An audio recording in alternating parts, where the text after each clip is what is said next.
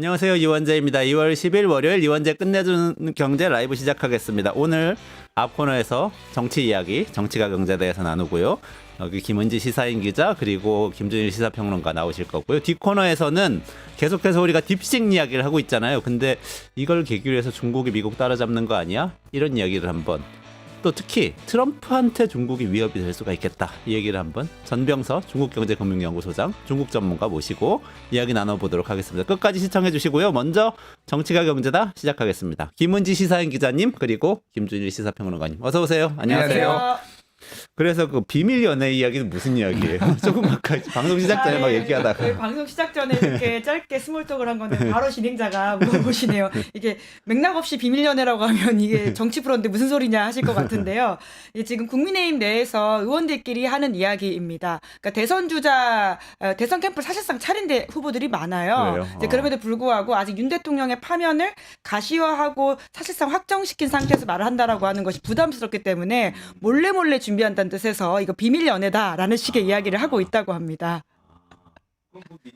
비슷한 거 아닌가? 민주당은 민주당은 어때요? 사실상 뭐 윤석열 대통령 파면이 돼야 된다는 강한 주장을 하고 있기 때문에 모두가 대선 모두라고 볼 수 있겠죠. 다만 국민의힘은 지지층들의 눈치가 보이는 것이기 때문에 그것을 가시화하지 못하고 있다 정도의 차이로 보이긴 합니다. 그런데 김 기자님이나 김 평론가님 두 분 다 취재력이 뛰어나시니까 실제로 뭔가 사무실 차리고 움직임이 있는 그런 후보들이 많이 있어요?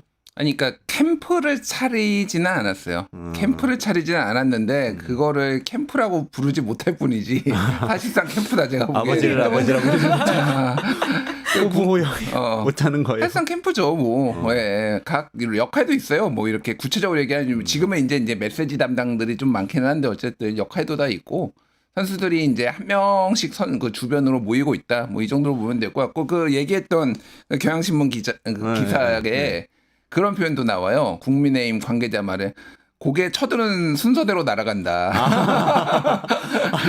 제가 대선을 준비했다. 그래요? 예. 근데 그 얘기 못한다. 대선 준비한다는 누가 얘기. 날린다는 거예요? 그러니까 지지자들이 강성 지지층이 윤석열 지지자들이 아니 지금 윤석열 탄핵을 막아야 되는데 어디 지금 대선 얘기를 하고 있어? 이거죠 쉽게 얘기하면은. 그럼 윤석열 대통령이 돌아올 수도 있다 이런 생각을 하는 건가요? 지지자들은 하고 있죠.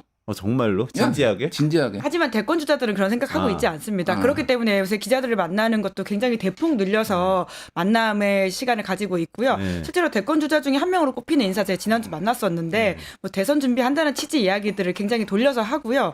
뿐만 아니라 지금 대선 여론조사 같은 것들이 꽤 있지 않습니까?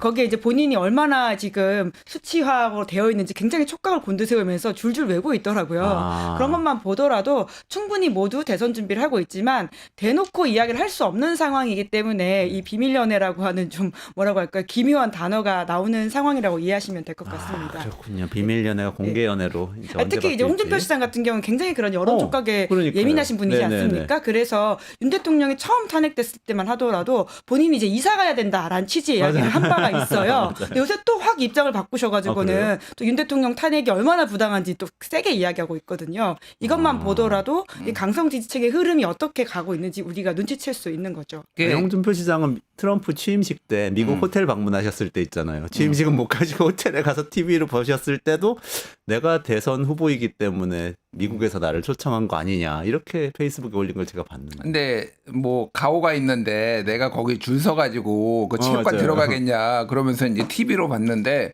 그때 진짜 추웠고 그때 이제 민주당 뭐 국민의힘 할 것 없이 의원들이 좀 갔어요 거기 현장에. 근데 김영배 의원 등등이 그 얘기 하더라고요.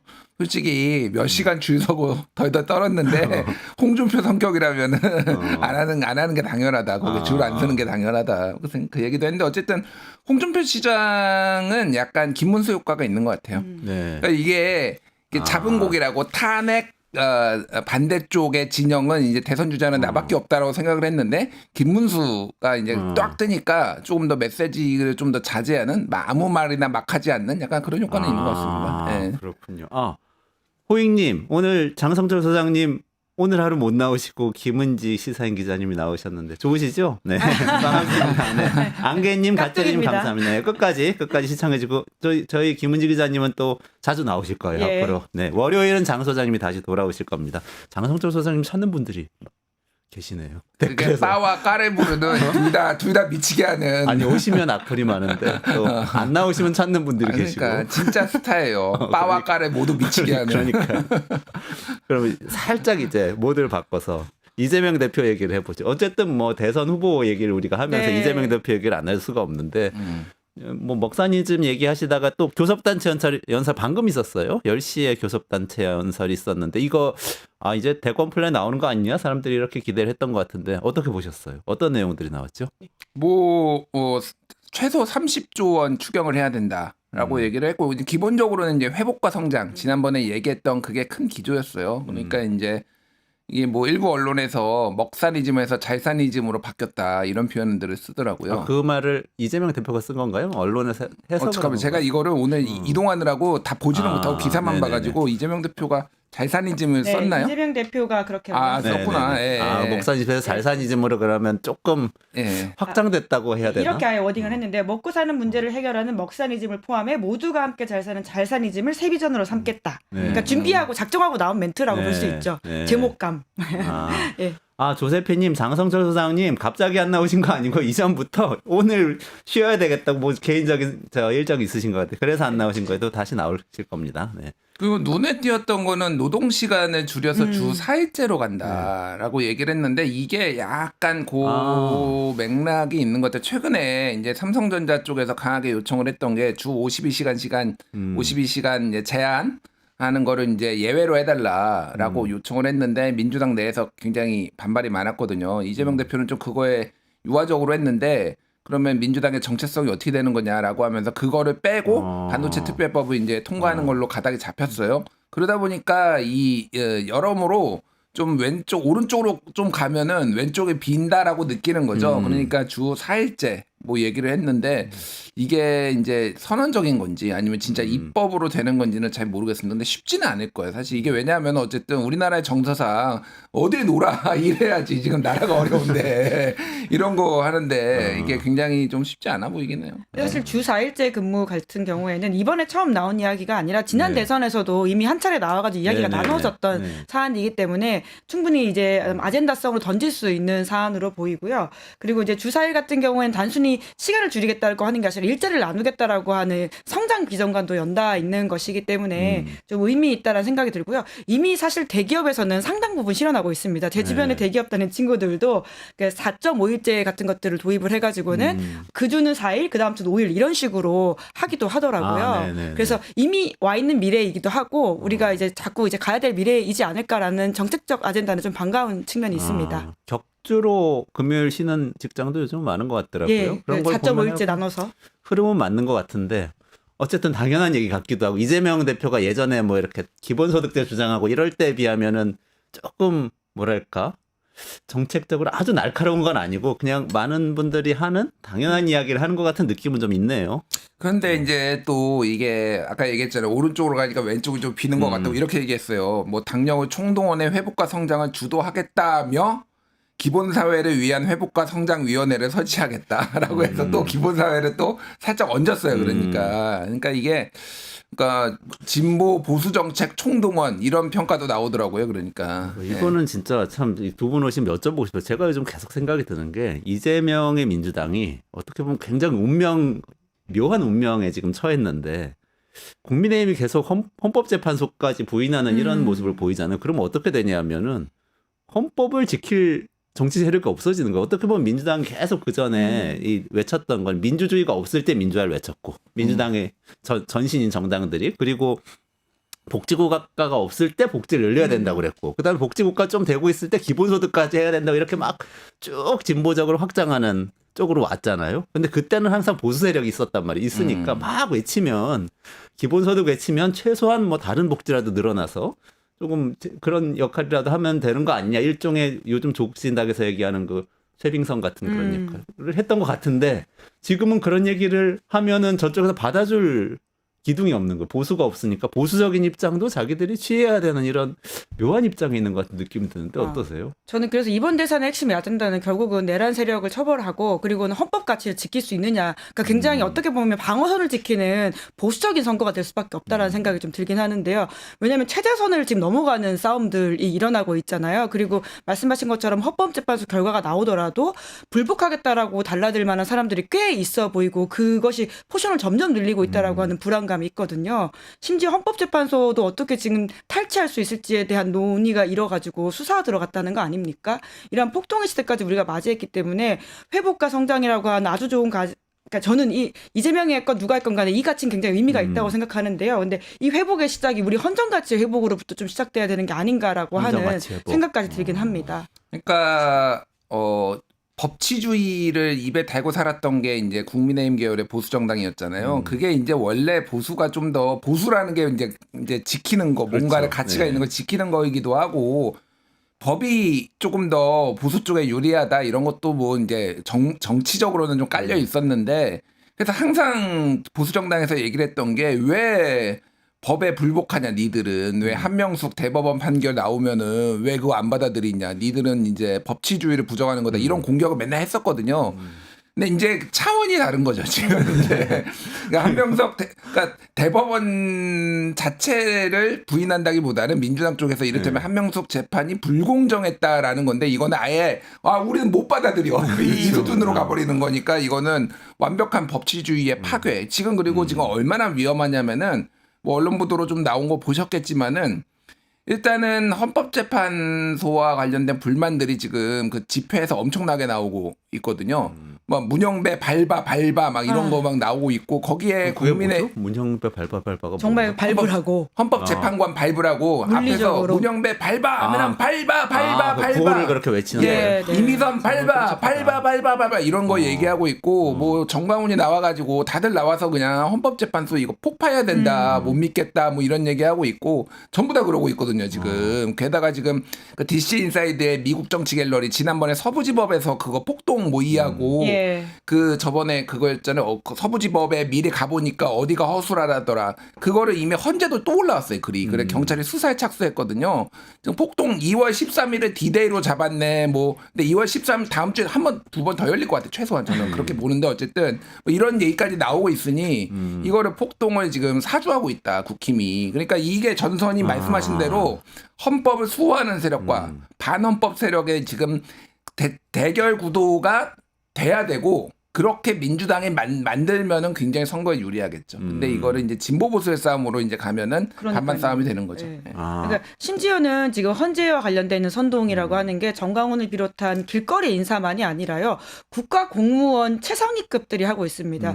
인권위에 인권위원이라고 있지 않습니까? 거기 김용원 인권위원은 사실은 그 전에도 굉장히 문제적 인사였었는데 이번에 헌법재판소 뭐 부셔야 된다라는 식의 이야기까지 했어요. 윤 대통령이 파면되게 될 경우에 당연하게 우리가 아주 기초점 제가 늘 여기 나와서 이야기하지만 빨간불에는 불을 건너면 안 됩니다라고 하는 아주 기초적인 이야기에 대해서도 받아들이지 못하겠다고 하는 고위공직자들의 이야기를 그냥 진보 보수의 이야기처럼 치부해 버리니까 그러니까 정말 공화국의 위기가 크게 왔다라는 생각이 들어요. 유포포카님 감사합니다. 저기 김은지 기자님 나오셔가지고 좋아요 누르시 그런 것 같아요. 네 감사합니다.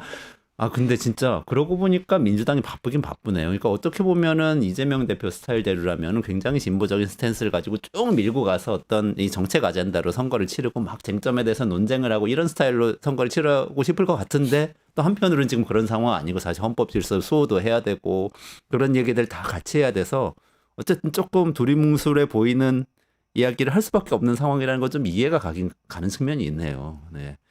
이걸 대선으로 좀 이어가지고 좀 조금 더 얘기를 해보겠습니다. 그럼 지금 헌정 대 반헌정 뭐 이런 식으로 구도를 잡는다고 그러면 한동훈 대표 위치가 저는 좀 궁금하거든요. 어쨌든 처음에 탄핵을 찬성하는 처음에는 이제 계엄에 반대한다고 반헌법적이라는 표현을 직접 썼고 그 다음엔 탄핵을 사실상 마지막에 찬성하는 듯한 모습을 보이다가 쫓겨난 걸로 지금 돼 있잖아요. 대선에서 어떻게 될까요?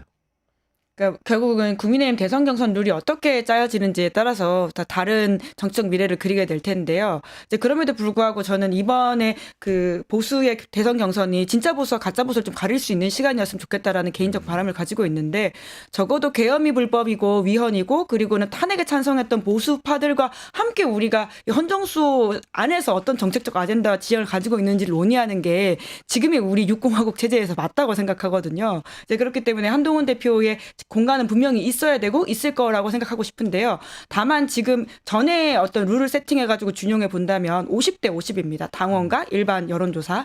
이제 그렇게 될 경우에 이제 당원에서 아무래도 한동훈 대표가 좀 불리한 지형들이 있어 보이기 때문에 이걸 어떻게 뚫고 가느냐라고 하는 것인데요. 지금 이제 세대 교체론 같은 거 들고 나오지 않았습니까? 네. 이제 여튼 이게 옳든 아니든 하나의 아젠다를 들고 나와서 이야기가 됐다라고 하는 것은 한 대표 입장에서 좀 반가운 일이라고 할 수 있겠죠. 네. 어떻게 보세요? 그러니까 뭐 지난번에 비대위원장 끝나고 한 2달 만에 등판했는데 63%가 나왔잖아요. 그때. 네. 그때 그게 당대표 선거 때. 여론조사도 크게 다르지 않았어요. 아니 그러니까 당원도 여론조사도 크게 다르지 않았어요. 네. 그래서 저는 뭐 잠재력이 있다라고 봅니다. 그런데 그 63%가 이번에도 될 것이냐는 전혀 아니죠. 판이 완전히 바뀌었죠. 그러니까.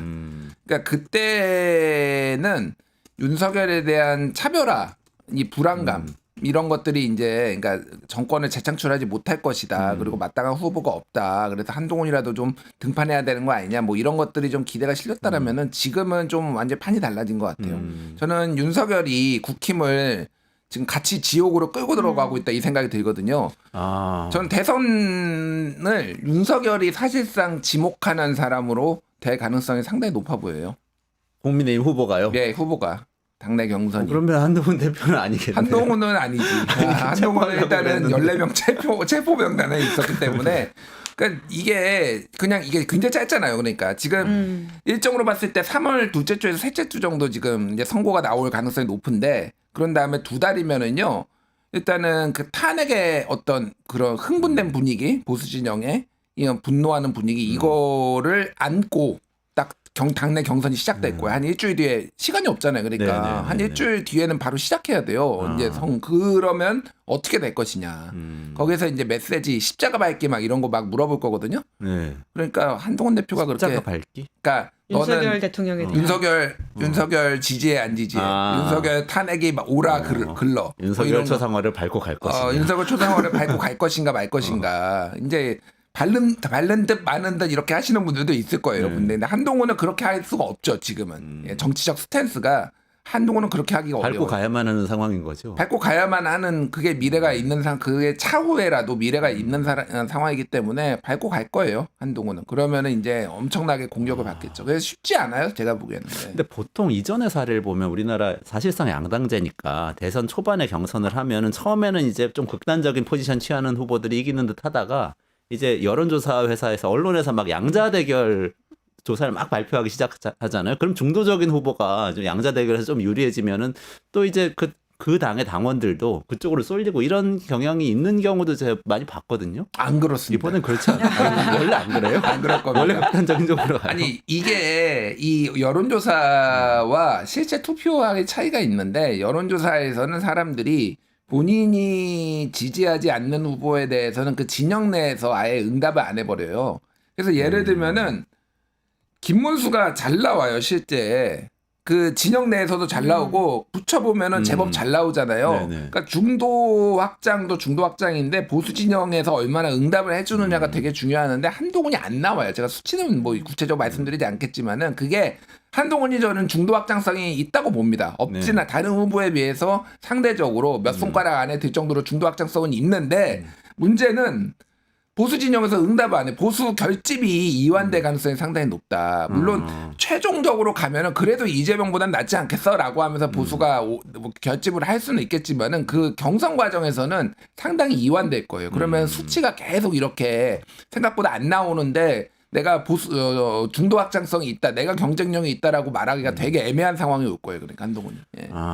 현재로서는 애매하다. 근데 좀 움직이고는 있죠, 한동훈 대표가. 어떤가요? 움직이려고 하고 있나요? 뭐 등판은 그 코트 할 것 같아요. 예, 목적담 정치 2월 안에 조만간 2월 안에 등판 가능성. 그러니까 결국은 윤 대통령 지난번에 제가 말씀드렸지만 윤 대통령 탄핵이 선고되는 그 시점에 나오면 너무 조금 그 타이밍상 좀 그렇게 네네네. 바터 보인다라고 하는 것이 있기 네. 때문에 대충 일정이 나올 경우에 이제 나오려고 하는 것으로 보이고요. 그리고 한동훈 대표의 목표는 당장 이번 대선에서 본인이 후보가 돼서 대통령이 되는 게 아닐 수 있을 겁니다. 이번 판은 사실 굉장히 보수로서는 어렵게 치러지는 선거이고 이 망한 보수를 제거하는 이미지 그리고 실제적인 그런 가치를 가지고 있는 지점들이 있기 때문에 한동훈 대표의 노림수는 이번 판이 아니고 다음 수도 있다. 이제 그렇기 때문에 이번에 여튼 젖잘살이라도 해야 된다라고 하는 차원에서 뛰는 것이죠.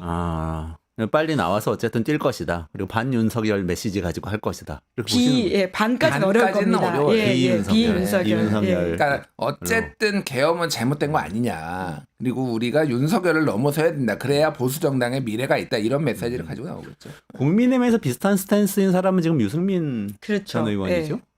유승민 의원 오늘 방송 출연하신다면서요. 네, 김은지 벌써 기자가 깨알같이 제가 이야기를 드렸는데 진행하시는 시사인. 저희 5시에 방송을 하는데 네네. 5시 20분에 유승민 전 의원 나오시는데 그것도 많이 김준일 평론가가 봐주시고요. 스와트 분석을 도와주셨다라는 이야기를 하다가 여기까지 가게 자, 됐습니다. 천기누설. 이따가 방송에서 얘기할 얘기 지금 좀 해주세요. 유승민 의원이요. 네, 가능성. 유승민 의원은 다른 무엇보다도 지금 이 양자대결 붙여보잖아요. 네. 그러면 4등 안에 못 들어가요, 지금. 언급이 안 돼요. 그럼 보통 지금 얘기가 나오는 게 김문수, 오세훈, 홍준표 요 세 명이 거의 이제 많이 언급이 되고요. 그 다음에 이제 한동훈이 언급되거나 그런데 유승민이 4명 안에는 들어가야 돼요. 지난번에도 8인 4인 이렇게 했잖아요. 이번에는 6인 3인 할 수도 있거든요. 이거 대선 경선 일정이 짧아서. 그러면은 본인이 일단은 언급이 돼야 돼요. 이게 양자 대결이도 모두 근데 언급이 안 되는 게 제가 보기엔 치명적이고 중도 확장성이 있는 거는 여러모로 지표에서 나와요. 지난번에 세계일보하고 한국갤럽이 조사한 거 보면은 김문수하고 여기가 유승민이 1등이었어요. 17%로. 김문수, 유승민 둘이 공동 1등이었어요. 공동 1등이었는데 김문수는 보수 진영에서 많이 이제 선호를 했고 중도와 진보 이제 이거는 그거 없으니까 역선택 조항이 없었으니까 중도와 진보인데 그러면은 보수 진영에서 표만 가져오면은 그러니까 필승이잖아요. 그게 안 되는 거야. 그게 안 되는 거야. 그게 그러면 이게 그 지지자 지금은 중도에 설득을 할 게 아니라 보수를 자기 집토끼를 어떻게 설득할 것인가 그게 제일 중요해 사실은. 다른 거 다 필요 없습니다. 오늘 나온 리얼미터만 하더라도 그 범보수에서 이제 유승민 전 의원이 꽤 숫자를 말해도 괜찮죠 유튜브니까. 네네네네. 1등이 김문수, 2등이 이제 유승민이었었는데요. 이제 아까 말씀하신 것처럼 근데 이게 딱 보수 유권자만을 대상으로 한 것이 아니다 보니까 가지고 있는 본인의 확장성 혹은 이제 당장 경선을 통과해야지 이제 본선 시험을 치를 수가 그렇죠. 있는데 경선 통과가 어려우다 보니까 본선 시험 잘 칠 수 있다고 하더라도 여기서 좀 계속 문턱이 있는 게 아니냐라는 지적인데요. 뿐만 아니라 이번에 이제 계엄 정국이 굉장히 크게 작용하지 않습니까? 네, 여튼 이제 다른 후보들은 그 원내에 있거나 혹은 당직을 맡았기 때문에 계엄 당시에 어떤 역할에서의 스탠스가 명확하게 보이는데 유승민 전 의원은 그때 원내에 있지 않았기 때문에 혹은 현역에서 당직을 맡고 있지 않았기 때문에 반대하거나 무엇을 했다고 하더라도 좀 선명해 보이지 않는 지점들이 좀 있는 거죠. 아까 말씀하신 것처럼 한동훈 전 대표 같은 경우에는 체포조였다라고 하는 것이 굉장히 상징적인데 유승민 전 의원은 당연히 반대하겠지라고 보이는 그 지점이 상대적으로 좀 덜 돋보일 수 있다. 근데 사실 윤석열 보통 이제 대선이 이전 정권에 대한 심판론 가지고 치러지잖아요. 그렇게 보면은 윤석열 정부의 부채가 가장 없는 사람 유승민 대표 아니에요. 그렇죠. 한동훈 대표는 장관을 했잖아요. 그럼요. 그 정권을 같이 했다고 볼 수도 있는데 그런 면에서 이제 비상계엄도 반대하고 윤석열 정부의 부채도 없는 유승민 대표가 왠지 유리할 것도 같은데 그렇진 않다 이거네요. 그러니까 경선을 뚫기가 힘들어요. 계속 얘기하지만은 나 올라오면은 만약에 유승민이 후보가 되면은 진짜 이거 어떻게 될지 몰라요. 대선 어떻게 될지 모른다고 후보가 되면 본선에서 후보가 되면은 그러면은 이재명 대표랑 붙든 누구랑 붙든 민주당 후보 붙으면은 표 많이 중도표에서 많이 가져올 거예요. 근데 예전에 이명박 정부 말기에 박근혜 후보가 사실은 반MB 노선으로 후보가 됐잖아요. 그런 가능성은 없는 거예요, 지금의 국민의힘은? 그러니까 말씀하신 것처럼 윤석열 대통령으로부터의 그 부채가 전혀 없는 보수 정치인이기 때문에 굉장히 강점을 가지고 있습니다. 그런데 유권자들이 느끼기에는 무엇이냐면요. 이번 선거에서 지난 총선도 결국 마찬가지 프레임이었는데 윤 대통령으로부터 얼마나 박해받았냐가 유권자한테는 굉장히 이제 보이는 면들이거든요. 근데 비윤석열 반윤석열이긴 하지만 윤석열 피해자 모임이라고 했을 때 유승민 전 의원도 분명히 그런 지점이 있습니다. 왜냐하면 경기도지사 출마하려고 했을 때 김은혜 의원을 사실상 대리 출석시키면서 꺾어버렸었거든요. 그런 지점에서 피해자적인 면이 있는데 워낙 다른 지금 주요 대선 주자들이 보여주는 피해자적인 지점들이 더 유권자들한테는 당면하게 보인다라고 하는 것을 어떻게 설득하느냐가 본인한테는 좀 큰 과제로 보이긴 합니다. 그렇군요. 다른 분들 다 비밀 연애하고 있는 거죠. 오세훈, 홍준표 그리고 김문수 장관은 비밀 연애는 안 하나? 네, 이준석 의원 대놓고 하는 것 같습니다. 이준석 의원 대선 출마 선언했으니까요. 이준석 의원은 뭐 대놓고 네. 하는 거고, 그죠? 딴 분들은 가능성이 어때요? 일단 국힘 내부에서 볼 때 홍준표, 오세훈 후보는 움직이고 있는 거죠. 그리고 이제 안철수 의원도 이제 안철수 생각이 의원도, 있죠. 네, 안철수 의원도 대권 주자로서. 출마할 거라고 보세요? 네, 본인은 그래요? 계속 생각이 있는 것 같습니다. 출마 안 하면 할 게 없죠. 안철수 출마 안 하면 할 게 없어요. 안철수 의원은 왜냐하면 당내에서 새가 없어요. 네. 새가 없기 때문에 쉽지는 않은데 본인은 인지도와 대선 후보급의 어떤 지명도 이런 거가 있기 때문에 본인이 여기서 출마를 안 하면은 그 정당에서 할 게 없습니다. 뭐가 됐든 안 되든 무조건 해가지고 본인의 존재감을 알려야 되는 상황이고 뭐 그런 상황이고 오세훈 시장이 양자 대결 이런 여론조사 보면은요 제일 상당히 앞서 있어요. 왜 앞서 있느냐라고 하면은 오세훈 시장의 스탠스가 탄핵은 이제 찬성이거든. 찬성이라는 게 탄핵을 시켜야 된다라는 게 아니라 탄핵을 진행돼야 된다. 이 정도로 좀 보시면 될 거예요. 근데 적극적으로 메시지를 안 내요. 한 번 메시지 낸 다음에 그 얘기 한 번도 안 합니다. 얘기 한 번도 안 하고 주로 하는 얘기가 이재명 얘기만 해요. 메시지 요즘 나오는 거 보면은 오직 이재명이에요. 페이스북이나 이런 데 쓰면은. 그러니까 이게 탄핵을 반대하는 사람과 탄핵을 찬성하는 사람이 있으면은 탄핵 찬성파 중에서 탄핵 그러니까 윤석열 지지자들이 가장 거부감이 적은 사람이 오세훈이에요. 그러니까 이거 방금 얘기했죠. 한동훈, 유승민, 안철수, 오세훈 이 4명이 있으면은 오세훈이 가장 거부감이 적다 지금. 탄핵 찬성파 중에서는. 그러니까 이게 약간 보수도 어느 정도 결집시키고 중도도 약간 확장을 하고 이럴 가능성이 상당히 높아요. 어쨌든 서울시장 4번에서 행정 경험 많다라고 하니까 그런 건 이재명 대표가 또 상세되거든요. 그러니까 뭐 이런저런 거를 봤을 때 오세훈 시장을 좀 주목할 필요가 있다. 보수층의 거부감이 적으면서 중도 확장성도 있으면서 일종의 이재명 대표의 장점인 실행력, 행정가로서의 경험 이런 것도 이제 호소할 수 있다. 근데 이런 이제 강점이 최고 있다는 단점은 거죠? 새로운 게 없어요. 뭔가 식상한 느낌? 기대되는 게 없어요, 사실 오세훈 시장한테. 그리고 또 하나 이제 명태균 게이트가 어떻게 불통이 튈지 모른다라고 하는 우려감들을 사실은 국민의힘의 경쟁 주자들도 가지고 있는 기대 혹은 뭐 우려가 있는 것으로 보이고요. 민주당에서는 더더욱 그런 이야기를 하고 있는데요. 특히나 최근에 명태균 씨를 만난 사람들의 이야기를 좀 들어보면 명태균 씨가 계속해서 이제 홍준표 시장과 오세훈 시장은 내가 입만 열면 문제가 될 것이다라는 취지의 주장들을 계속 이어가고 있다고 합니다. 이제 그러다 보니까 물론 이제 수사 내용들이 어떻게 튈지는 모르겠는데요. 이제 리스크로서 존재하는 것으로 보이긴 합니다.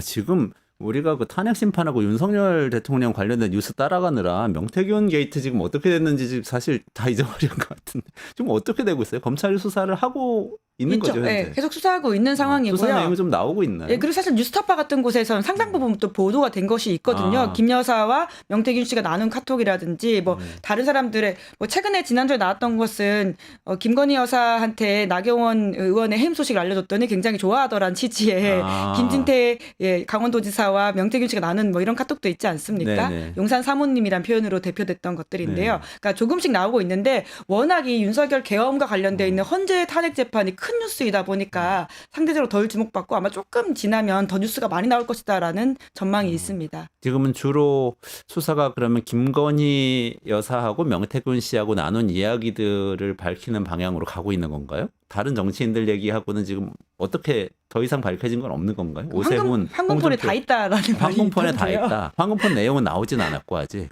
뭐 이제 그 황금폰이 아니라 다른 황금폰이나 뭐 이런 얘기가 있죠. 그러니까 뭐 잘 모르겠어요. 그러니까 황금폰이 몇 개가 있는지. 3개 있다고 알려져 있긴 그러니까 하죠. 그게 어디까지 사실인지 뭐 잘 모르겠어요. 그런데 수사가 미진한 거는 맞아요.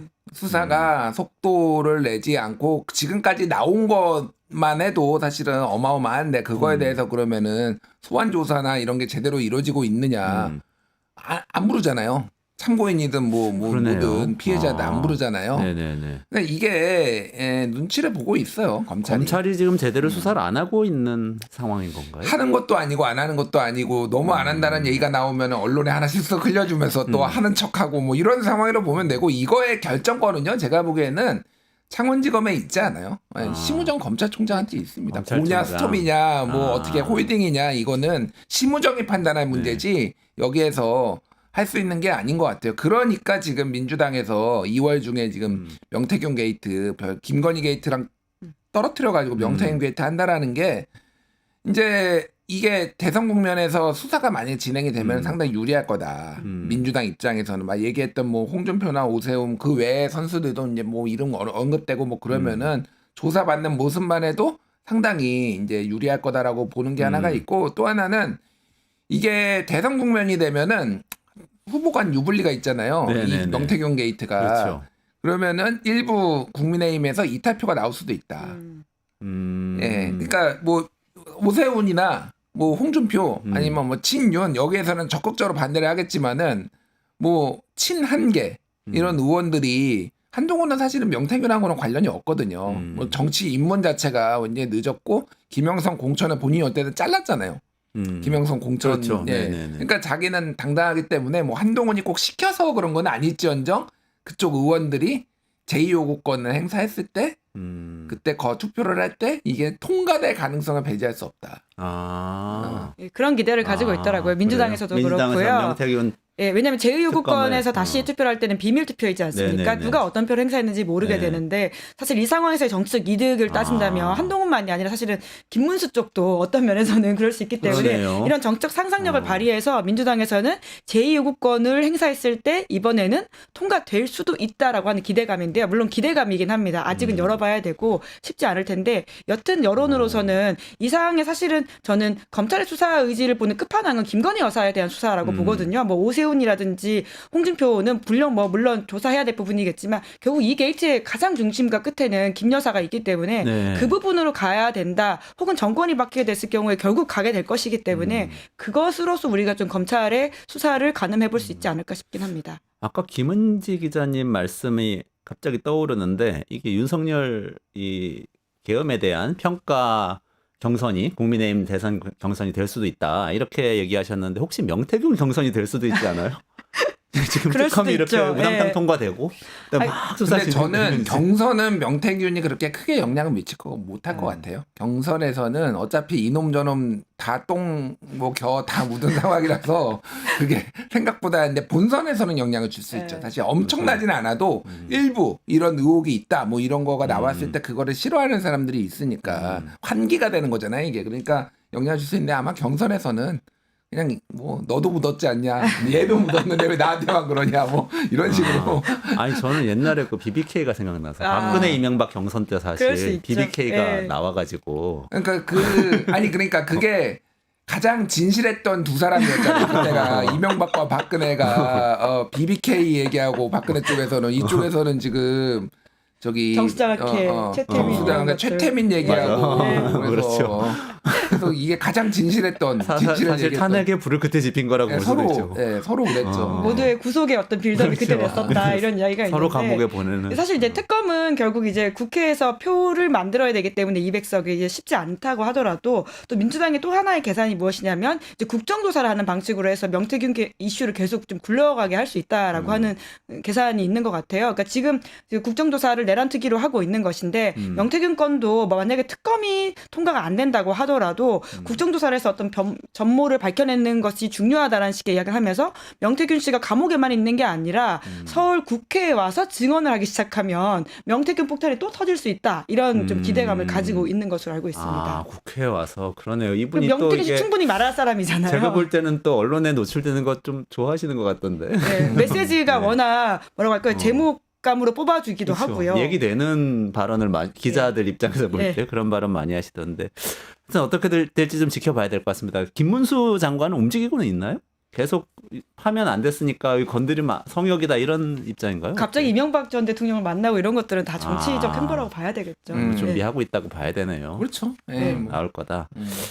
어떻게 될지 국민의힘 공천 어떻게 될지 좀 기다려 보면 좋을 것 같고요. 그 탄핵 얘기로 넘어가 볼게요. 그 헌법재판소 지금 변론 기일 진행되고 있는데 이번 주까지로 돼 있는 건가요? 변론 기일은? 그러니까 잡힌 게 이번 주까지죠. 잡힌 게? 2월 13일 목요일까지 잡혀 있는데 더 잡을 거예요. 제가 보기엔. 더 늘릴 거라고 보세요. 최소 2번에서 그러니까 어쨌든 증인을 부르는 변론 말고도 대통령이 나와서 최후 진술하듯이 이렇게 이제 변론이 또 잡혀요. 그러니까 이게 근데 2번은 더 잡을 수 있다. 다음 주까지 그런 얘기가 나오는 게 증인들이 각자 신청했는데 아직 채택이 안 된 사람들이 있거든요. 대표적인 게 한덕수 국무총리. 네. 뭐 이런 사람들 이제 불러다가 증인으로 하면은 이제 이거 뭐 다 받아주는 건 아닌데 한덕수 정도는 들어봐야 되지 않을까? 제가 뭐 생각해 뭐 네. 유불리를 떠나가지고 네, 그러니까 네, 이제 받아주라고 보면은 다음 주 2번 더 하고 그런 다음에 한 2번 정도는 윤석열 직접 얘기 듣고 이게 전에 대통령 탄핵할 때도 다 들었거든요. 그러니까 본인 얘기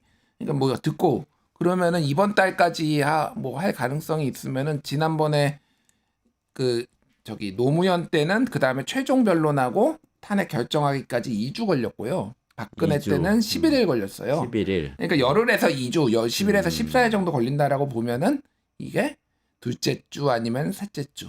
뭐 이 정도. 그러면 이번 2월 15일, 2월 22일 정도까지 그 주까지 만약에 변론이 진행된다고 하면 3월 초도 가능하겠네요. 늘어지면 3월 중순. 3월 초도 불가능하지 않은데 저는 3월 둘째 주면 셋째 주. 저는 예전에 셋째 주라고 좀 과감하게 찍었거든요. 저희 방송에서 한참 전부터 꽤 전부터 한 달 전부터 제가 3월 셋째 주다. 아 이거는 신내림을 받았다 내가. 명준일 저희가 지금 신내림을 받은 분으로부터 그 이야기를 들으신 김은지 기자님 어떻게 보세요? 근데 이제 마은혁 이제 재판관 임명이 또 하나의 쟁점으로 된다라고 알고 있는데요. 마 재판관 같은 경우에 지금 이제 변론이 하나 더 잡혀가지고는 임명되는 게 좀 밀리지 않았습니까? 근데 여튼 이제 헌재가 임명해야 된다는 걸 굉장히 강하게 푸시하고 있기 때문에 구인 체제가 완성되게 될 경우에는 변론 갱신을 해야 되기 때문에 또 기일이 한번 더 잡힐 수 있다고 합니다. 네. 그래서 시간이 조금 더 걸리는 것은 실제적인 상황인 것 같고요. 그리고 절차적으로 워낙 윤석열 대통령이 온갖 트집을 다 잡기 때문에 그런 거를 지금 헌재도 굉장히 신경을 쓰고 있어서 최대한 좀 물론 말도 안 되는 걸 다 받아줘야 되는 상황은 아니라고 보긴 하는데 그럼에도 불구하고 일부 좀 이렇게 절차적인 부분을 신경을 써서 속도감을 낼 것으로 알고 있습니다. 그 얘기가 계속 또 흘러나오더라고요. 그러니까 헌재 변론에서 나오는 이야기도 있는데 또 언론사 보도를 통해서 흘러나오는 게 있는데 어제 그 SBS에서 나온 걸 보니까 계엄 그 밤에 다 끝난 다음에 새벽 2시쯤 돼가지고 또 이 김용현 전 국방부 장관이 그 특전사 선관위에 투입할 수 있냐 이 얘기 했다는 게 또 단독 보도로 나왔더라고요. 그래서 계속 새로운 게 나오고 있는데 요거는 지금 윤석열 대통령은 이런 사실을 다 부인을 하고는 있죠. 사실 윤 대통령은 부인하고 말 게 할 거 없는 게 그러니까 수사를 받지 않았어요. 그러니까 지금 그렇구나. 공수처 수사도 받지 않고 검찰 수사를 받을 만한 시기에 지금 그러니까 수사권이 없다 검찰은 이런 법원의 판단으로 바로 기소를 해버린 상황이어서 우리가 윤 대통령의 명확한 법적 주장에 대해서는 헌법재판소에서 처음 듣고 있는 것이거든요. 이제 그러다 보니까 본인이 스스로 선관위에 계엄금 보냈다고 지시했다라는 걸 자백하는 게 저희가 그러니까. 헌재에서 보는 상황이 되어버린 것인데. 그거는 자백을 한 셈이죠. 예, 그러니까 그게 왜 수사기관에서 없던 이야기였냐면 수사를 안 받았으니까 라는 상황을 좀 지켜봐야 될 것 같고요. 그게 다르군요. 그러니까 다른 사람들은 계속 검찰 공소장 가지고 이걸 재판관들이 계속 확인하는데 윤 대통령은 그게 없으니까. 그래서 지금 하는 말이 사실상 앞뒤 증거들과 맞춰봤을 때 늘 그날 뭐라고 할까요? 그날 하루에 맞춰가지고 하는 이야기다 보니까 정합성도 없고 그리고 뭐 거짓말이라고 하기엔 좀 성의도 없는 상황으로 좀 보이게 되는 게 있어 보이긴 합니다. 뭐 호수위의 달그림자 이런 얘기는 하는 거죠. 그러니까 그것도 옛날에 일본에서 재판에서 나왔던 얘기라고 그래가지고 또 일본에서 자주 쓰는 표현이래요. 그게. 그래요? JTBC가 보도를 했는데 네네네. 이게 도대체 어디냐, 뭐 어디서 이걸 보고 이 얘기를 했는 호수의 거냐. 달그림자 같은 허상이다. 뭐 이 얘기.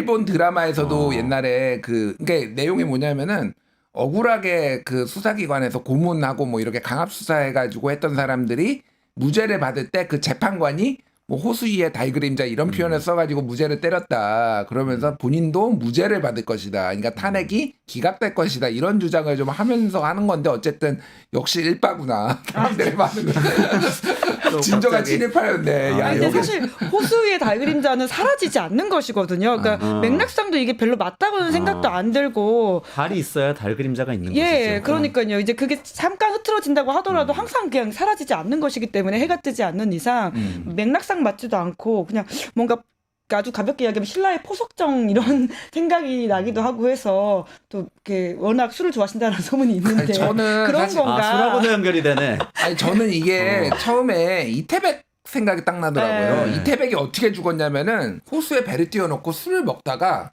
자 하늘에도 저 달이 있고 내 술잔에도 달이 있는데 여기에 강에 떠 있는 이 호수 위에 이 달은 내가 할 수 없네. 이거를 잡으러 술 먹고 뛰어들어갔다 물에 빠져 죽어요. 이태백이. 그런 비극적인 최후. 아, 예. 그러니까 이분이 워낙 술을 좋아하시니까 네. 호수 위에 달그림자를 근데 그 결말은 이제 죽는 거잖아요. 본인의 운명을 예견한 게 아닌가 저는 이 생각이 좀 들었어요. 전 이번에 나온 탄핵 재판에 나온 그 증언들을 보면서 윤 대통령이 진짜 자기가 강조하는 말들은 대부분 거짓말이구나라는 생각을 참 많이 하게 됐는데요. 네. 이번에 원래 그 계엄 이후에 했던 윤 대통령의 주장이 뭐냐면 자기는 이제 계엄이 실패하니까 바로 이제 의결돼가지고는 이제 마무리했다. 그래서 짧게 끝냈다라는 식의 주장을 하지 않았습니까? 네네네네. 그리고는 뭐 내가 진짜 진지하게 하려고 했었으면 평일이 아니고 주말에 했고 네. 단전단수도 했었을 것이다라는 네. 것인데요. 이번에 나온 주요 사령관들의 증언들과 군 장성의 증언들을 보면 대통령이 단전 지시했다고 하잖아요. 뿐만 아니라 2차, 3차 계엄을 실제적으로 이게 지시했다라고 하는 게 아까 말씀하신 SBS 보도입니다. 네네네. 결국 그날 했던 이야기는 다 하나같이 본인의 아쉬움과 혹은 거짓말을 오히려 증명해주는 산. 그러니까 내가 그때 그렇게 못해서 실패했구나라고 하는 아쉬움을 보여준다라는 생각이 많이 들었는데요. 네. 그래서 거꾸로 어떤 생각까지 드냐면 계엄 이후에 대통령이 심지어는 김건희 여사도 계엄은 모른다라는 이야기를 강조해서 한덕수 총리 등에게 했다는 거 아니겠습니까? 네. 이 말조차도 사실은 본인이 감추고 싶어한 이야기를 거꾸로 했던 게 아닌가라는 생각이 들더라고요. 윤 대통령이 지금까지 말버릇과 행태들을 보면. 아, 그렇군요. 그러니까 봉지욱 기자도 뉴스타파에 그 보도했던 아까 명태균 게이트 보도했던 그분도 그런 얘기 방송에 나와서 하시더라고요. 그러니까 이게 김건희 여사의 김준일 평론가님 초반에 이 주장하셨어요. 김건희 여사의 특검법이 통과될 것 같아서 사실은 그 날짜에 계엄을 할 수밖에 없는 상황이 되고 있었다. 이런 주장을 저는 하더군요. 계엄 초기부터 그 얘기를 했고요. 그 이후 증거들이 그거를 뭐 이제 뒷받침해주는 증거들은 계속 나오고 이미 그건 대세죠. 주류 이제 분석이죠, 사실은. 뭐 저만 주장하는 게 아니라. 예. 근데 많은 분들이 지금 또 걱정을 하시는 게 첫 번째 탄핵 심판에 나온 그 여러 장군들이 이제 지난주에 나왔잖아요. 근데 여러 장군들 중에서 곽종근 전 이 특수전사령관 빼고 다른 분들은 이전에 검찰 수사했던 얘기를 뭐 진술을 거부하거나 똑같이 기소장 공소장에 있는 거 확인해도 이제 진술 거부하거나 아니면 일부는 또 뒤집고 이랬어요. 그러니까 많은 분들이 또 불안해하시는 게 이러다가 좀 기각 의견 많이 나오는 거 아니야? 이런 걱정을 하시더라고요. 두 분은 어떻게 보셨어요? 그럴 일은 없습니다. 저는 100%라고 계속 얘기를 하고요. 예. 이건 뭐 약간 정치 색에 오염되지 않은 보수적인 법조인들도 이거는 뭐 99% 100%다 거의 얘기해요. 그거를 걱정하실 필요는 없고 왜냐하면은 그러기엔 증거가 너무 많아요. 그러기엔 증거는 예를 들면 이런 겁니다. 홍장원 지금 국정원 1차장의 메모가 지금 신빙성이 없다, 조작 가능성이 있다 이런 거 가지고 계속 얘기하고 있거든요. 특히 윤상현 의원이 조작 가능성 얘기하고 있는데 홍장원이 14명 미친 소리라서 내가 얘기 받아 적다가 끊었다라고 했던 네네. 그 14명이 사실이 아니다라는 건데 지금 며칠 전에 언론 보도가 나왔지만은 방첩사 여인영이 본인 부하 직원한테 불러준 14명이 홍장원이 말한 거하고 일치한다라는 거예요. 그러면은 그 사람은 또 이제 검찰에 가서 진술했거든요. 이 14명 홍장원이 불러줘가지고 이렇게 해서 우리 체포조까지 나갔다고. 그러면 이게 한 명이 이렇게 주장을 하면 악의가 그거 많네요. 진실 다툼을 할 수가 있는데 이런 식으로 대부분이 뭐 이제 뭐 군 투입한 거 총 가지고 들어가라고 한 거 끌어내라고 한 거 이런 게 다 밑에서 그리고 그 곽종근 특전사령관 같은 경우에는 화상회의를 하면서 윤석열 전화를 받았는데 네. 이제 뭐 얼굴을 보는 거 아니고 음성으로 화상회의였는데 그거 녹취록이 지금 있다라는 거예요 지금 윤석열. 네. 그래서 그거 공개될 수도 있어요 지금. 그러니까 이건 피해갈 수가 없습니다. 그렇게 주장을 몇 명이 하고 뭐 말을 뒤집거나 그런다고 해서 될 수 있는 상황이 아니에요. 그것도 그렇더만요. 그러니까 윤석열 대통령이 직접 특전사령관 곽종근한테 전화를 해가지고 2번이나 전화해서 예. 뭐 문부수고라도 들어가서 인원들 끌어내라 이 얘기했다는 걸 사실 특전사령관은 계속 똑같이 그걸 반복을 하더만요. 그 바뀌진 않았더라고요. 근데 윤석열 대통령이 거기에 대해서 나는 지금 어디에 있습니까? 현장에 있는 게 아니고 지휘통제실에 있습니까? 알겠습니다. 수고하세요 하고 끊었다고 진술을 하던데 곽종근 사령관이 거기에 대해서도 이미 첫 번째 통화는 그렇게 했다고 이미 진술했더만요. 근데 두 번째 통화에서 문부수라고 했다는 건데 윤석열 대통령이 되게 교묘하게 여기 바꿔서 얘기를 하더라고요. 저는 이게 초창기 계엄 초기에 특전사령관뿐만이 아니라 이제 김원태 특선단 707 임무단장 같은 경우에도 진실에 가까운 이야기를 하지 않았습니까? 지금은 조금 뭐 이렇게 왔다 갔다 한다는 평가가 있긴 하지만요. 그러니까 그때만 하더라도 그들이 왜 그랬을까라고 했는데 이제 좀 그 의문이 풀렸습니다. 그러니까 그 음성이 모두를 들었다는 거잖아요. 생방송을 그렇죠. 통해서. 그러니까 움직일 수 없는 증거들을 다수가 들었기 때문에 특전사는 거짓말을 할 수가 없는 것인 그러네요. 거죠. 이 사람들은 진실을 말함으로써 앞으로 나아가는 게 본인의 이해관계에도 맞기 때문에 이 방향으로 가고 있다는 생각이 들고요. 근데 윤 대통령은 굉장히 어리석게 자기 부하들한테 책임을 넘기고 공은 자기가 다 가져가려고 하는 것인데 원하는 결과는 얻지도 못할 것이고 결국 굉장히 부끄럽고 초라한 결과를 맞이할 거라는 생각은 듭니다. 다만 8대0, 9대0을 만드는 게 저는 우리 서사에 굉장히 중요하다는 이야기를 여러 차례 드린 바가 있는데요. 여튼 재판이라고 하는 것은 방심하는 순간 어떻게 될지 모른다라고 그렇죠. 하는 게 많은 법조인들의 이야기이기 때문에 끝까지 좀 밀고 나갈 필요는 있다고 보이고요. 그런 지점에서 사실 헌재 재판에서 뭐 홍장원 매목은 곽종근 진술이건 뭐 요원이건 인원이건 이런 건 그렇게 중요하지 않다라고 하는 게 이석영 법제처장, 전 법제처장의 이야기예요.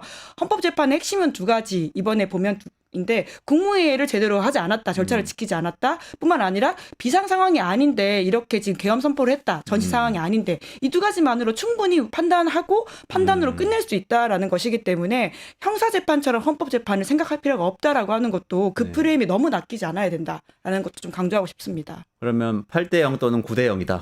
그렇게 돼야죠. 물론 결과는 함부로 예측할 수는 없는 것인데요. 그렇게 되게 하기 위해서 저 노력하는 게 우리 공동체 회복에 되게 중요한 자세라고 생각합니다. 어떻게 보세요? 8대0 또는 9대0이다. 저도 비슷한 생각이에요. 만장일치다. 만장일치 가능성이 매우 높다. 그러니까 이게 정치인, 그러니까 이 법학자들, 이제 법조인들 중에서도 이제 헌법재판관이나 이 대법관들은요. 그러니까 어느 정도 정치 성향은 있지만은 부인할 수 없는 명백한 증거 앞에서 그렇게 정치인들처럼 그렇게 우기지는 않습니다. 기본적으로. 예. 그러니까 이게 너무 네 가지잖아요. 그러니까 이게 전시나 뭐 사변, 국가 비상 상황이었냐, 포고령이 법에 위반되지 않았느냐, 국회 군 투입한 거, 선관위 군 투입한 거, 이 네 가지인데 하나라도 걸리면 그냥 탄핵이거든요. 근데 윤석열이 이미 내가 선관위에 군대 보내라고 한 거가 이미 걸렸으니까 뭐 나머지도 증거가 너무 많은데 이거를 보면서 이거가 탄핵이 아니라고 기각을 한다고? 그래서 저는 상상하기 어려워요. 상상하기 어렵다. 역시 정치가 경제는 할 때마다 특히 오늘 김은지 기자님 나오셔서 더 그런가 배움이 있어요. 우리 이재명 대표의 이 연설부터 시작해가지고 탄핵 심판 전반까지 얘기를 했는데 쫙 꿰뚫는 게 어쨌든 지금 공동체를 회복하는 게 우선순위에 있어야 한다. 이 나라는 그래야만 다음으로 갈 수 있다. 이게 컨센서스가 있는 것 같아서 너무 감사하게 잘 들었습니다. 오늘 여기까지 해야 될 것 같아요. 김준일 평론가님하고 시사인의 김은지 기자님 같이 이야기 나눴고 조금만 기다리시면 전병서 소장하고 같이 이 딥시크 시대, 트럼프 시대, 중국이 미국에게 어떻게 도전하고 있는지 이길 수 있는지 이 이야기 좀 짚어보도록 하겠습니다. 두 분 감사합니다. 감사합니다.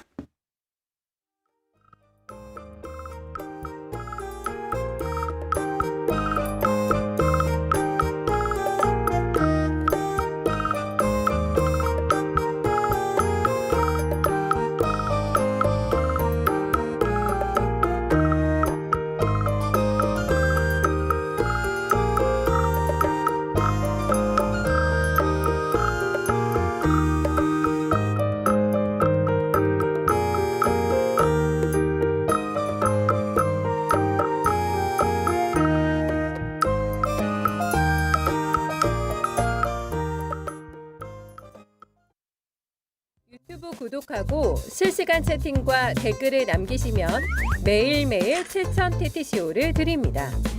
참여 방법은 통통물 어플을 다운로드하고 회원가입과 로그인을 해주세요.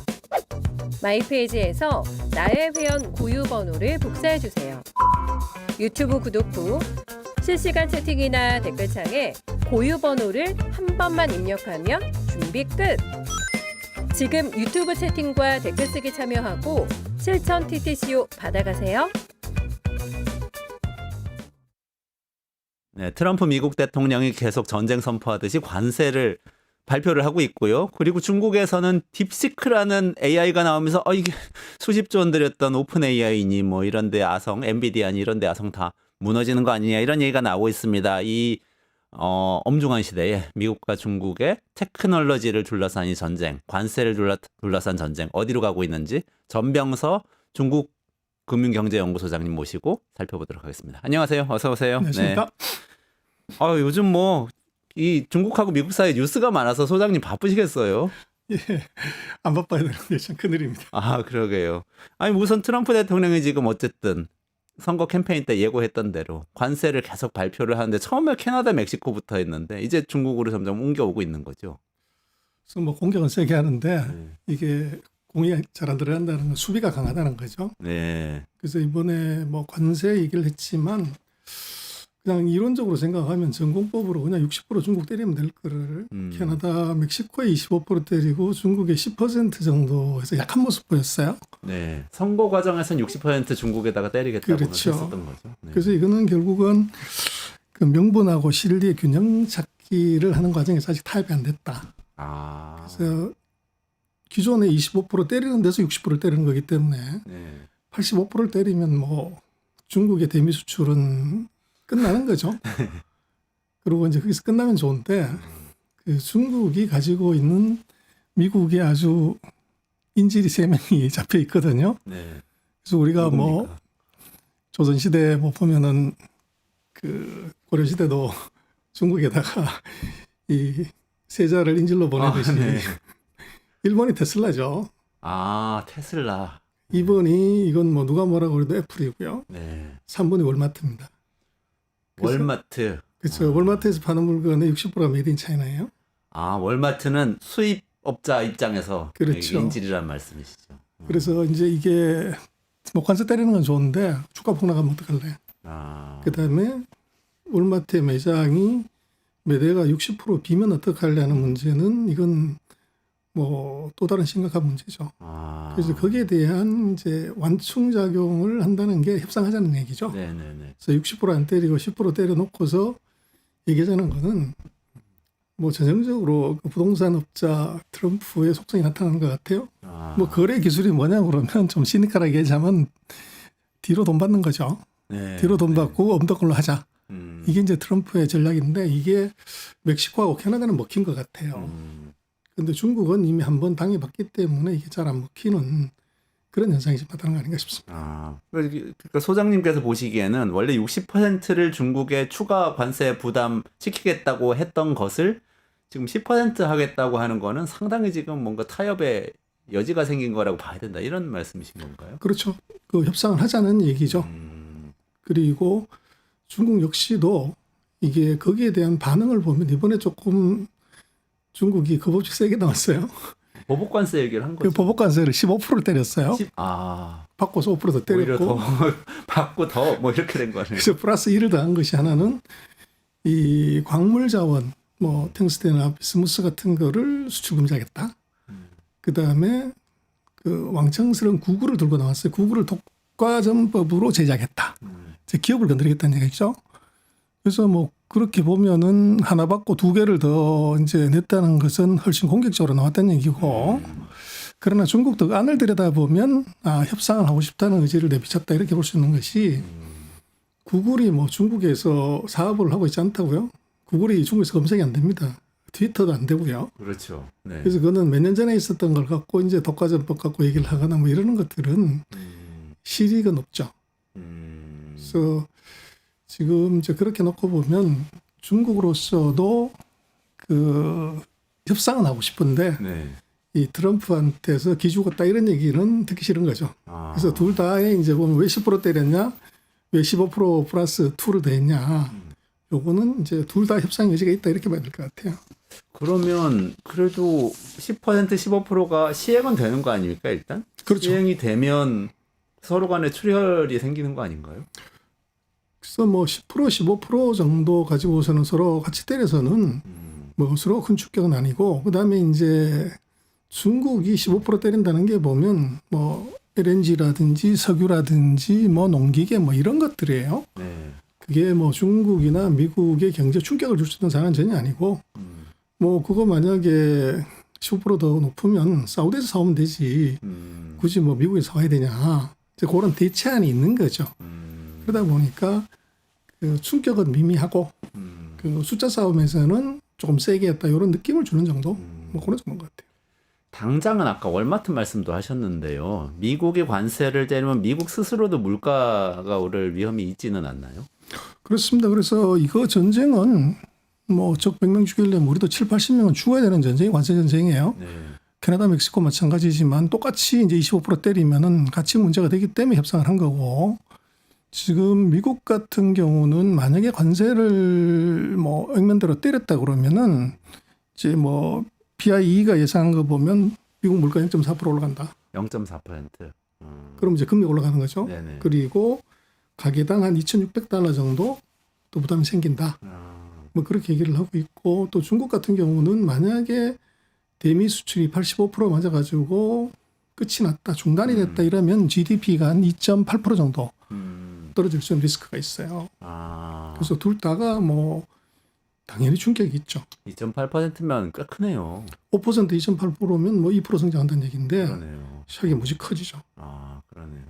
근데 말씀대로 진짜 그 인플레이션이 오면은 그 인플레이션 자체도 소비자들한테 부담이지만 보니까 트럼프 행정부는 주가도 많이 신경을 쓰는 것 같은데 이거 금리를 올려야 되는 상황 아니면 내리지 못하는 상황이 되면 주가에 영향을 주지 않습니까? 그래서 뭐 트럼프 정책은 뭐 쭉 보면은 앞뒤 안 맞는 게 부지 기수죠.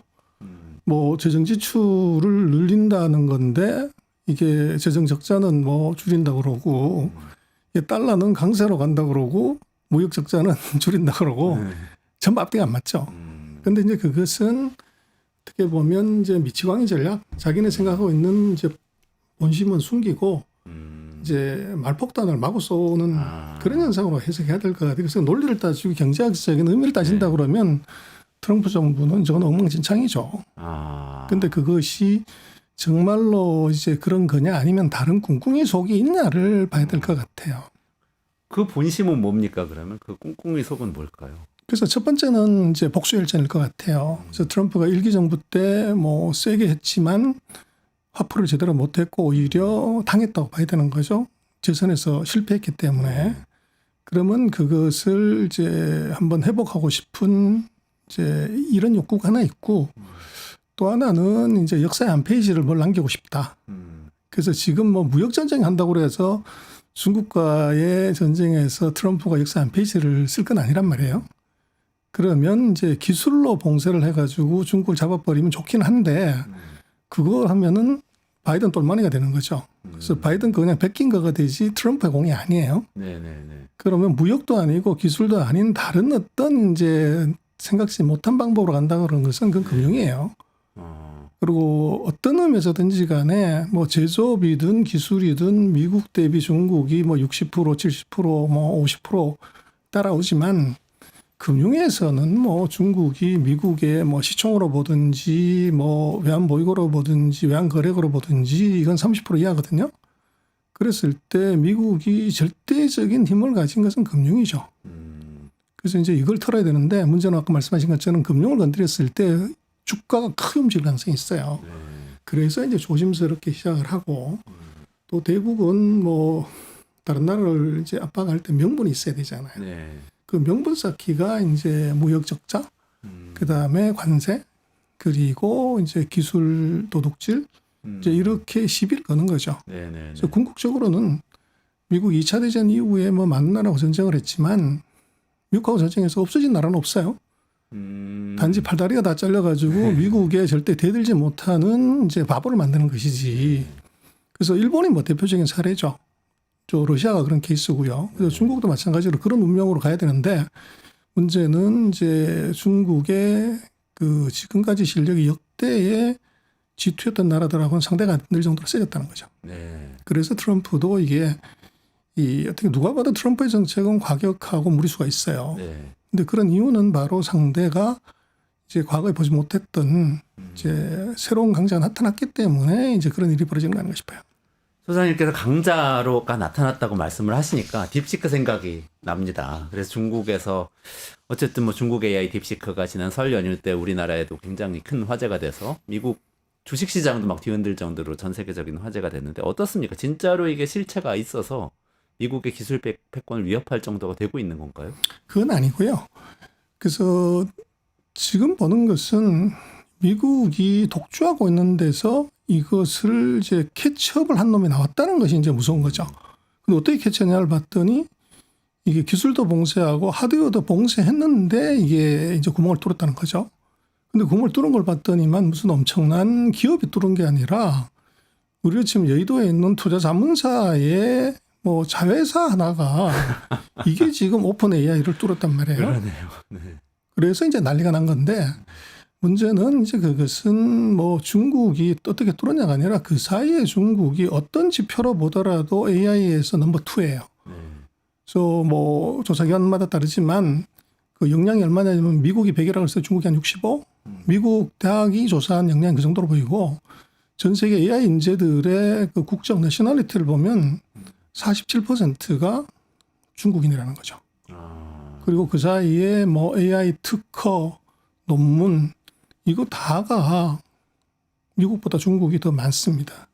근데 그것의 결과가 이제 딥시크라는 걸로 나온 걸로 봐야 될 것 같고 그래서 뭐 갑자기 정말 스티브 잡스처럼 괴짜 하나가 아이디어 하나로 새로운 걸 만들어냈다 그런 건 아니에요. 그래서 뭐 많이 이제 얘기하는 게 뭐 스푸트니크 샥이다. 네네. 그렇게 얘기했는데 그건 아니고 딥시크가 무슨 신기술을 개발을 했거나 새로운 영역을 한 건 아니고 기존에 있는 방법 중에서 이걸 효율적으로 써서 오픈 AI의 정도의 실력을 갖췄다는 것이지 그걸 뛰어넘는 건 아니에요. 그래서 이제 그게 그 뭐 언론에서 얘기하는 레토릭보다가는 오히려 지금까지 중국이 어떻게 저렇게 했지 않은 그 인프라 네네네. 베이직을 좀 깊이 봐야 될 것 같아요. 그러니까 사실 차곡차곡 굉장히 많은 준비를 중국이 해왔고 그게 어느 정도 이제 결실이 나타나기 시작해서 미국의 AI 기술을 어느 정도 따라가기 시작한 거다. 그렇죠. 이런 정도로 이제 진단을 그래서 이제 해야 캐치업을 한 거죠. 네. 근데 지금 이제 재미난 것은 AI는 뭐 돈 먹는 하마라 그런단 말이에요. 지금 어느 생성 AI하는 회사 치고 돈 버는 회사가 없어요. 그런데 최근 일주일 사이에 오픈AI는 오픈소스이기 때문에 누구나 갖다 베껴 쓸 수 있으니까 카피가 지금 한 3,000개가 나왔다는 거예요. 파장 모델이. 딥시크로부터 시작된 그렇죠. 모델이요. 네네. 그런데 지금 중국부터 이 딥시크를 이제 소스를 퍼와가지고 드디어 돈 버는 모델을 마구 만들기 시작하는 겁니다. 다른 회사들이. 그렇죠. 그래서 우리는 뭐 오픈 AI가 뭐 그림 누가 더 잘 이쁘게 그리냐, 뭐 답을 누가 빨리 하냐, 뭐 이런 걸 하는데 지금 중국 같은 경우는 최근 일주일 사이에 오픈 AI의 오픈 소스를 끌거다가 딥시크의 오픈 소스. 그 딥시크를 네네. 이제 그 비서를 만드는 거죠. 자기 일정 관리해주고 뭐 이러는 거를 앱을 만들어가지고 이걸 이제 그 팔아먹는 또 상업화하는 모델들이 대거 지금 등장하는 거예요. 딥시크 자체는 기반 모델하고 출원 모델인데 오픈 소스니까 다 무료로 풀었는데 그렇죠. 그걸 응용해서 돈 버는 사업을 하는 기업들이 겁니다. 많이 나온다. 그렇죠. 그래서 그게 이제 뭐 폭포수처럼 이제 나오고 있고 또 그게 다 오픈 소스이기 때문에 이게 뭐를 이제 했는지는 이게 어떻게 생각하면 오픈 AI는 뭐 1,200명 뭐 이제 몇천 명의 연구원들이 있다고 하지만 이게 딥시크는 뭐 139명이거든요. 근데 이걸 오픈 소스로 함으로 인해서 순식간에 3,000명의 연구원이 생겼다고 사실은 봐야 되는 거예요. 얘들이 계속 이제 새로운 아이디어를 넣고 뭘 하는데 이걸 다 볼 수가 있으니까. 네. 그게 지금 중국의 전략이 그 오픈 소스로 했다는 것이 아주 신의 한 수예요. 왜 그렇습니까? 그래서 이게 지금 작은 인원으로 베이직을 만들어 놓고 거기서 추가적인 확장이 중요한데 그 확장을 전 세계가 다 베껴가지고 새로운 모델을 계속 만드니까 거기서 좋은 아이디어를 자기가 다시 또 이제 리사이클링을 할 수가 있는 거죠. 그게 이제 엄청난 시너지를 낼 수가 있고 지금 오픈 AI 같은 경우는 뭐 이름만 오픈이지 오픈하는 게 없어요. 그러다 보니까 자기가 계속적으로 뭔가 새로운 걸 창출해야 되는데 현실적으로 쉽지는 않죠.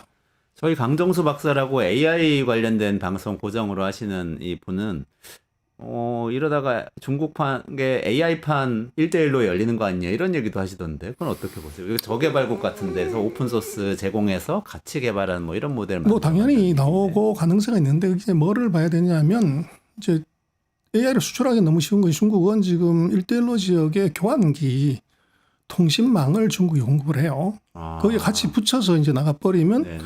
뭐 공짜로 주면 되니까 굉장히 빨리 보고할 수는 있는데 관건은 그 1대1로 국가들이 인당 소득이 뭐 5,000달러, 3,000달러, 2,000달러 저소득국이에요. 첫 번째 데이터베이스가 있냐? 두 번째는 그거를 발전시킬 만한 이제 알고리즘을 개발하고 운영할 만한 이제 그 인력이 있냐? 네네네. 그리고 그런 나라에서 아직 농사 짓고 뭐 이제 바나나 따고 이런 나라에서 AI를 활용해 가지고 수익 모델을 만들 필요나 니드가 있냐? 이렇게 보면 뭐 이론상으로는 그렇지만 실효성은 굉장히 떨어질 수가 있죠. 그렇군요. 차관 외에 중국이 한참 이렇게 세력을 확장하고 G2로 올라설 때 차관을 제공을 하고 저개발 국가에 그 차관을 매개로 해서 뭐 무슨 광산 채굴권을 얻어온다든지 뭐 이런 얘기들을 많이 했지 않습니까? 그리고 뭐 어떤 통신망을 까는데 차관을 주고는 또 자기 중국 기업이 들어가서 통신망을 깔아준다든지 그런 모델들을 이제 많이 이야기를 하는 것 같아요. 그래서 이제 1조 2천억 달러 이상을 최근 10년 동안 퍼붓는데 그 중에서 한 40%가 이제 인프라에 깔렸고 네. 한 30%가 어디 들어갔냐면은 자원 개발이에요. 그래서 1대1의 원래 목적은 제가 볼 때는 자원 확보입니다. 그렇군요. 근데 자원 확보를 하려고 하면 이제 뭐 인프라가 깔려야 싣고 나올 수가 있잖아요. 네. 우리도 보면 중앙선이 일제시대 때 이미 깔린 거예요. 근데 중앙선을 서울에서 태백산맥, 소백산맥 그 산을 뚫어서 철도를 놔야 될 이유가 없어요. 네. 그 이유가 바로 이제 강원도 이쪽 경상도에 있는 이제 자원들을 전시 물자를 실어 나르기 위한 SOC를 깐 거죠. 일제에서 그 광산에서 그렇죠. 자원을 가져가기 위해 깐 그렇죠. 것이다. 네. 그래서 중국이 지금 뭐 후진국에 도로, 항만, 철도를 까는 이유는 거기 있는 자원을 추종하기 위한 목적이지 그 나라들의 무슨 인프라 발전, 사회 발전에서 인프라 까는 건 일도 아닙니다.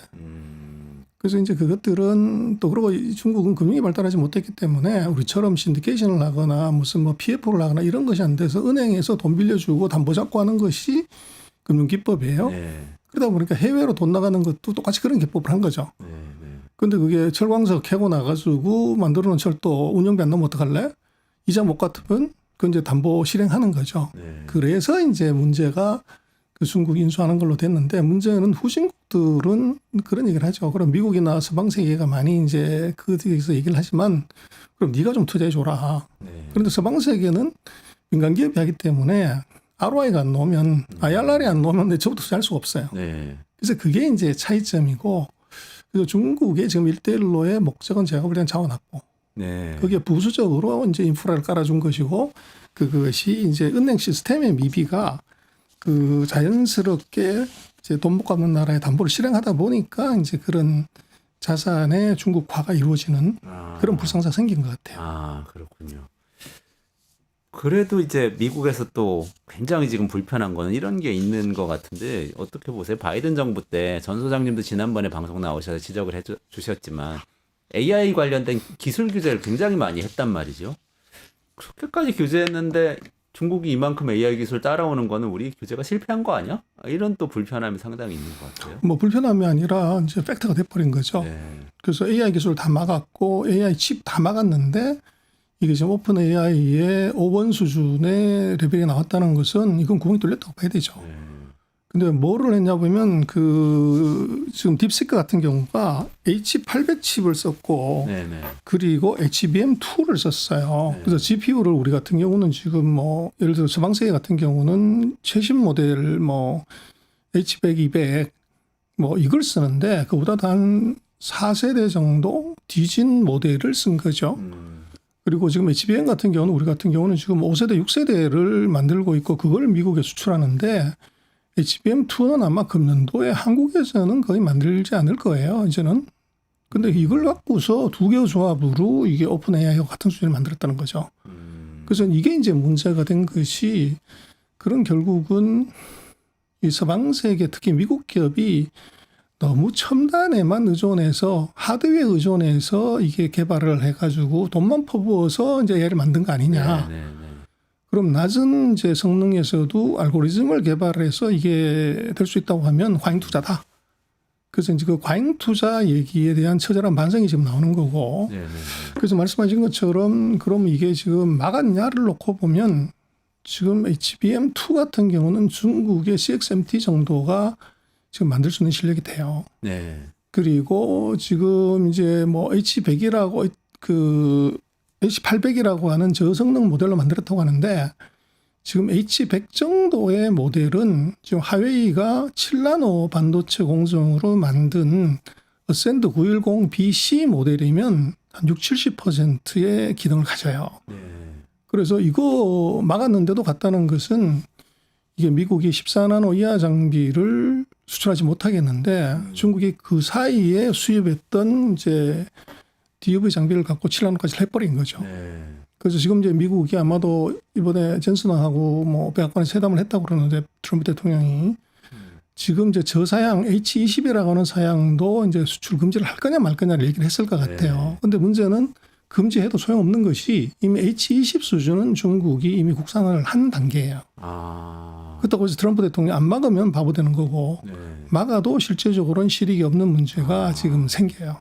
AI 규제 강화에도 큰 소용은 없을 구멍이 것이다. 뚫려버린 거죠 이미. 아. 그래서 그게 아이러니한 제재 역설인데 가만 내버려뒀으면 중국이 감히 우리가 GBM을 해, GPU를 해 이런 생각도 안 했을 건데 미국이 어설프게 이제 규제는 한 방에 급소를 찔러야 되는데 이걸 단계적으로 뭐 이렇게 몇 년에 걸쳐서 하다 보니까 이미 중국이 대비를 하고 국산을 해버린 것이 문제가 되죠. 아니 그러면은 그 실익이 없다는 거는 사실은 미국도 알 거 아닙니까? 그게 뭐 정치적인 목적 때문에 규제를 더 강화해서 H20 같은 거 다 막겠다고 말은 할 수 있지만 결국엔 그럼 화웨이가 그 아주 최첨단 칩까지는 아니라도 엔비디아의 그 전에 칩 정도는 다 따라올 거라는 거 알고는 있을 거 아니에요. 그래서 이제 작년에 보면은 르몬드 상무장관이 그 중국 방문했다가 뒤통수 맞은 게 하웨이 메이트 70인가 하는 7나노 칩을 장착한 것을 르몬드 장관이 회담도 하고 좋은 얘기도 하고 집에 갈 때 그날 저녁에 발표를 해버린 거예요. 네. 그래서 이건 이제 작성하고 이제 욕보이려고 이제 했던 건데 그 이후에 지금 그 르몬드 장관이 대중국 반도체 규제를 세게 이제 들어갔는데 그 얘기는 그때까지 몰랐다는 거죠. 네. 그리고 얘들이 감히 따라올 수 있어? 뭐 이렇게 이제 얕잡아 봤다가 뒤통수 세게 맞은 결과가 나왔고 그래서 지금은 이미 알고는 있지만 이걸 추가적으로 더 막아서 이게 문제가 해결이 되냐. 이제 이 문제에 있어서는 의심이 있는 것이 지금 중국이 그 문제가 되는 이제 노광 장비, DUV 장비를 보면 그 과거 2년 평균치 대비해서 최근 1년 반 동안 사들인 양이 2.5배 정도 돼요. 아. 그 얘기는 앞으로 한 2년 반 정도는 뭐 DUV 장비는 안 사도 지금 있는 장비로 얼마든지 쓸 수 있다는 거예요. 네. 네. 이제 그게 미국으로서는 이제 이 고민이 되는 거죠. 그러면 섣불리 규제를 강화했다가 엔비디아만 괜히 이 피해를 입고 중국 경쟁력은 더 강화시켜주고 이렇게 되는 거 아닙니까? 꼭히 그렇진 않아요. 엔비디아를 제재를 함으로 해서 이게 엔비디아도 덕을 본 거죠. 아 그래요? 이게 지금 뭐 엔비디아 칩이 뭐냐 그러면 이게 이 마약보다도 구하기 어렵고 정말로 이게 가격은 뭐 시가로 부르는 게 값이었는데 네. 그게 바로 이 엔비디아 칩을 중국으로 못 들어가게 하는 바람에 중국이 전 세계를 통해서 밀수를 하는 바람에 엔비디아 가격에 제품의 가수가 있었던 거죠. 아. 그리고 그게 프리미엄이 붙었고 네. 그 피해를 실제적으로는 이제 빅데이터 회사들이 아. 사실은 본 거죠. 가격이 올라간 이유가. 네네네.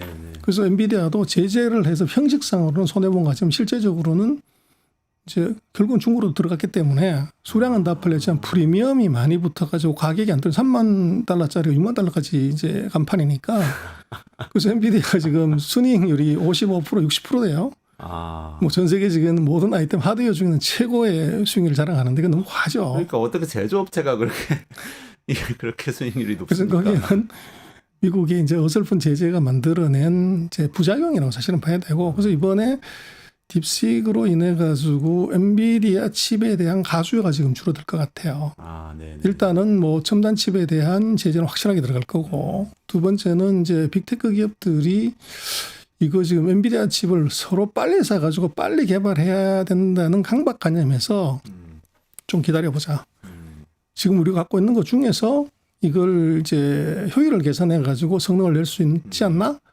이렇게 되면 엔비디아 칩에 대한 구매 지연이 생길 거예요. 구매 지연이요. 아, 그렇죠. 이전에는 막 빨리 사놨어야 되는데 이제 그렇죠. 조금 기다려보자. 그래서 그렇게 되고 또 플러스 해가지고는 그 엔비디아도 그렇고 TSMC도 그렇고 우리 하이닉스도 그렇고 그 사이 기술의 공정이 수율이 올라가요. 네. 그럼 양이 늘어나는 거죠. 네. 그렇게 되면 엔비디아 칩 가격은 아마 떨어질 가능성이 아. 있어 보이고 네네네. 뭐 그렇다고 해서 지금 엔비디아 칩에 대한 수요가 줄어드는 그건 아니에요. 그래서 뭐 산업혁명 때가 좋은 케이스인데 세 번째 역설이라고 그 전기기관이 발명이 네. 돼서 신기술이 들어왔는데 네네. 그렇다고 해서 석탄 소비가 줄었냐? 아니에요. 계속 늘어납니다. 근데 중국도 마찬가지로 지금 이제 저가 모델이 대량으로 등장하면서 이제 칩 수요는 오히려 더 늘어나는 효과가 나타나죠. 그러나 단기적으로 놓고 봤을 때 그 사이 있었던 엔비디아의 가수요, 그 다음에 이제 과도한 마진, 이거는 떨어질 수밖에 없는 거죠. 그래서 엔비디아 주가가 하루에 17% 떨어진 이유는 그걸 반영한 거죠. 아, 그렇군요. 아이고, 그걸 그렇게 설명해 주시니까 정확하게 이해가 됩니다. 근데 우리나라 삼성전자, 하이닉스는 그러면 엔비디아 마진이 오르고 내리고 하는 거하고는 이해관계가 어떻게 됩니까? 우리도 같이 영향을 봤는데 지금 이제 우리는 뭐 삼성이 중국이 저가 모델 때문에 가장 수혜를 크게 볼 거 아니냐 그러는데 그건 HBM2를 써요. 근데 삼성도 지금 HBM2를 만들려고 하지는 않아요. 그 부하가치가 워낙 떨어지기 때문에. 근데 우리로서도 엔비디아하고 같은 패턴을 갈 가능성이 높아요. HBM에 대한 가수요가 있었거든요. 네네네. 근데 그 가수요가 좀 떨어질 가능성이 있고 그리고 이제 우리도 문제가 되는 것이 중국이 지금 HBM2에서 3로도 충분히 들어올 수가 있어요. 네. 그러면 이게 HBM의 가격도 떨어질 수 있는 가능성이 있기 때문에 네. 그 방향성이나 이제 트렌드는 우리도 엔비디아와 같이 갈 가능성이 높다. 아. 그래서 그걸 뭐 우리만 뭐 별 문제 없다 이렇게 볼 수는 없을 것 같아요. 아. 그러니까 중장기적으로도 계속 그럴 거라고 보세요? 중국 업체들이 계속 치고 올라오면 반도체 기업들이 치고 올라오면 그럴 가능성이 더 커지죠. 아. 그래서 이제 중국을 완전하게 막아줘야 되는데 미국이 이미 뭐 한 2년 반 정도 것들은 이제 뭐 사놨기 때문에 그거 막기는 이미 어렵고 그래서 앞으로 한 2년 반 정도가 지금 2027, 8년이 되면 우리 삼성의 로드맵으로 보더라도 1나노 이하로 가요. 네. 1나노 이하가 되면 지금 쓰는 노광 장비가 이제 안 쓰는 상황이 올 수도 있어요. 네.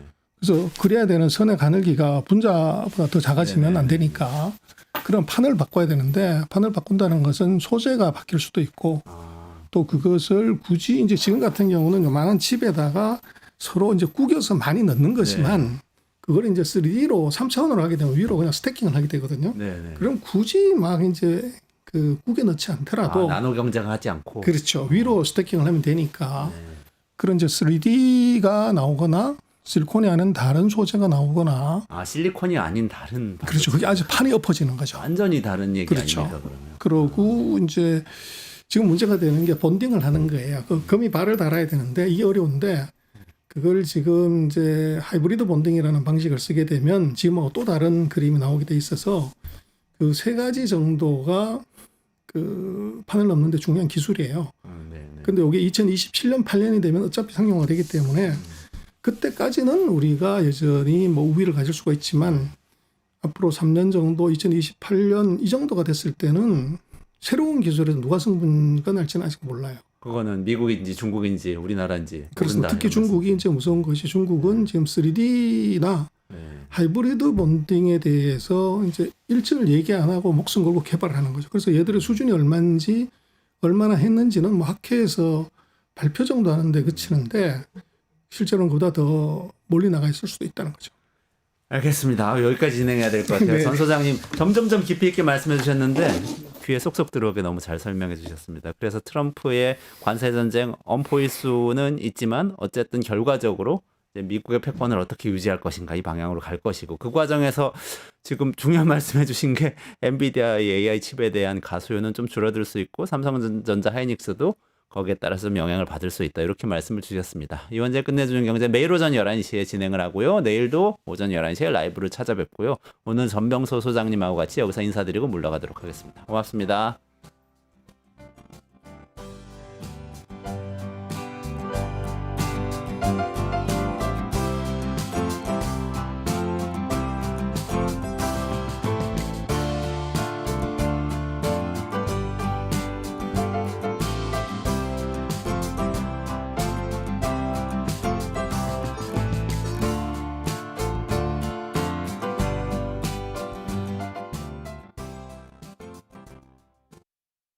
유튜브 구독하고 실시간 채팅과 댓글을 남기시면 매일매일 7천 TTCO를 드립니다.